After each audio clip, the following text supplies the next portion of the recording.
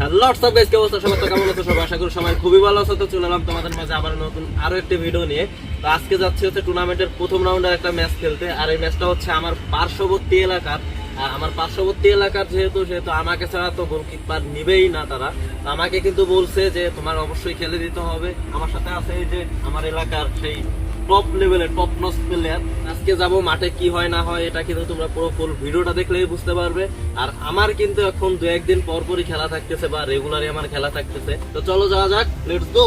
আমরা কিন্তু আনুমানিক 40 মিনিটের মধ্যেই পৌঁছে যাই সেই কাঙ্ক্ষিত মাঠে। আর মাঠে পৌঁছে যাওয়ার পরেই কিন্তু আমাদেরকে রুম দেওয়া হয় একটা, যেখানে আমরা রেডি হচ্ছিলাম সবাই মিলে। টুর্নামেন্টের ম্যাচ হওয়াতে কিন্তু আমরা দ্রুত রেডি হচ্ছিলাম, কারণ তোমরা সবাই কিন্তু জানো টুর্নামেন্টের ম্যাচগুলো কিন্তু অনেক আগেই শুরু হয়। কমিটির পক্ষ থেকে কিন্তু বলে দেওয়া হয়েছিল যে 4:20-এর মধ্যে মাঠে থাকতে, আর 4:30 থেকে কিন্তু খেলা শুরু হয়ে যাবে।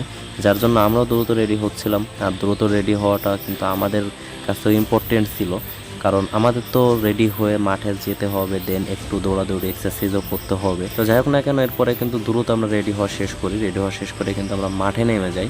ততক্ষণে কিন্তু চারি সাইডের দর্শকও চলে আসে। অন্যদিকে কিন্তু আমি মাঠে নেমে এক্সারসাইজ শুরু করে দিয়েছিলাম। আর আমি কিন্তু আমার প্রতিটা ভিডিওতেই তোমাদেরকে বলি যে এক্সারসাইজ করে তারপরে মাঠে খেলতে নামবে, বাট আমার ক্যামেরাম্যানের ভুলের কারণে সেটা তোমাদেরকে দেখাতে পারলাম না। এক্সারসাইজ শেষ হতে না হতেই কিন্তু ওখানে একটু আড্ডা দিচ্ছিলাম, বাট এরপরে কিন্তু রেফারি স্যারের বাসিতে আমরা সবাই মাঠের মাঝে যাই। তো এখানে কিন্তু রেফারি স্যার ছিল, অপোনেন্ট টিম ছিল, আমরা ছিলাম, দেন আরও অনেক মান্যগণ্য ব্যক্তিবর্গ উপস্থিত ছিল এখানে। এখানে সবাইকে মোটিভেশনাল স্পিচ দেওয়া হচ্ছিল। মোটিভেশনাল স্পিচ দেওয়া হয়ে গেলে এখানে কিন্তু ম্যাচটির শুভ উদ্বোধন করে দেওয়া হয়। এরই মধ্যে কিন্তু ম্যাচে টস হয়ে গিয়েছিল। তো টসে কিন্তু আমরা উইন হয়েছিলাম। উইন হওয়ার পরে কিন্তু আমরা আমাদের পছন্দ মতো একটা সাইডে চলে গিয়েছিলাম। আজকের ম্যাচে কিন্তু আমার দুর্দান্ত গোল সেভ আছে, যেটা তোমাদের কল্পনারও বাহিরে। তো তোমরা ভিডিওটা দেখলেই বুঝতে পারবে আসলে কেমন সেভ দিয়েছিলাম ওই ম্যাচের মধ্যে। আর লাস্টে কি ম্যাচটা জিততে পেরেছিলাম নাকি হেরে গিয়েছিলাম, সেটাও তোমরা পুরো ফুল ভিডিওটা দেখলে বুঝতে পারবে। তো যাই হোক না কেন, এর পরেই কিন্তু এখানে আমরা ম্যাচের জন্য আলোচনা করতেছিলাম। আলোচনা শেষ হওয়ার পরেই কিন্তু আমরা এখানে দোয়া পড়ে নিচ্ছিলাম যাতে ম্যাচটা জিততে পারি, পাশাপাশি সুস্থ এবং সুন্দরভাবে যাতে মাঠটা ত্যাগ করতে পারি। তো দোয়া পড়া শেষ হওয়ার পরেই কিন্তু সেই কাঙ্ক্ষিত টুর্নামেন্টের ম্যাচটি শুরু হয়ে যায়।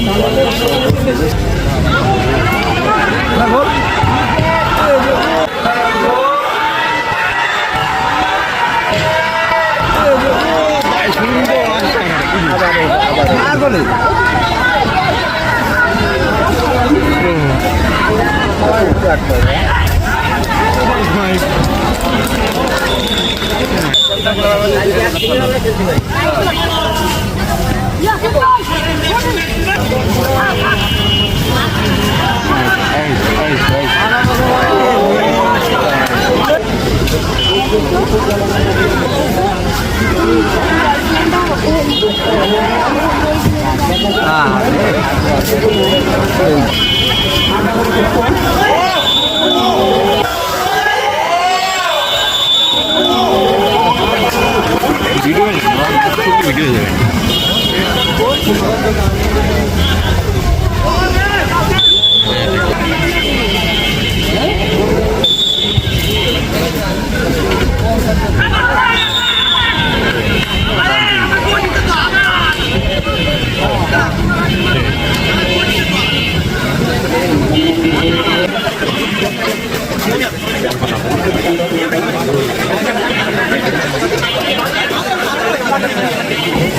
এটা পেলে অবশ্যই ম্যাচ যদি পাকুকার না হয় ম্যাচ খেলার অবদান রাখে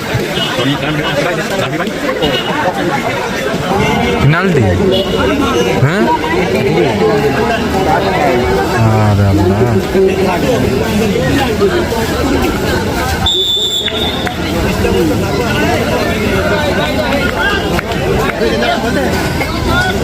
এরা টুর্নামেন্ট খেলে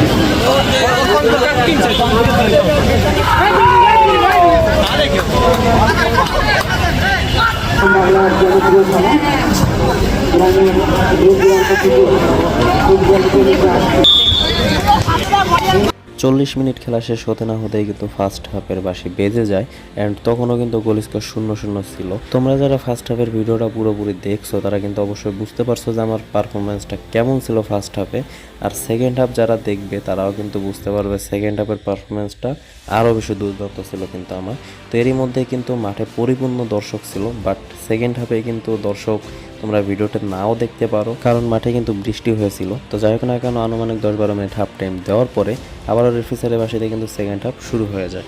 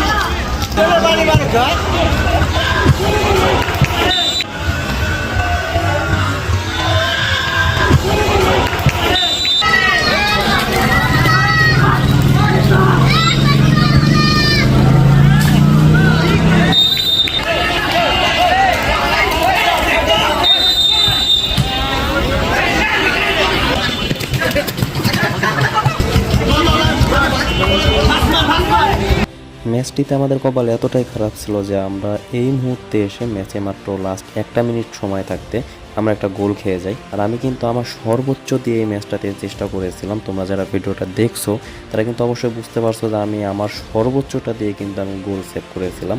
বাট কেয়ার করার ব্যাড লাক থাকলে যেটা হয় আর কি, পেনাল্টিতে গেলে যাই হোক না কেন কিছু একটা হতো। তো কপাল খারাপ থাকার কারণে আমরা কিন্তু ম্যাচটা 0-1 গোলে হেরে যাই। আজকের ভিডিওটা কিন্তু এ পর্যন্তই ছিল। দেখা হচ্ছে আমার নেক্সট ভিডিওতে। So bye bye, take care.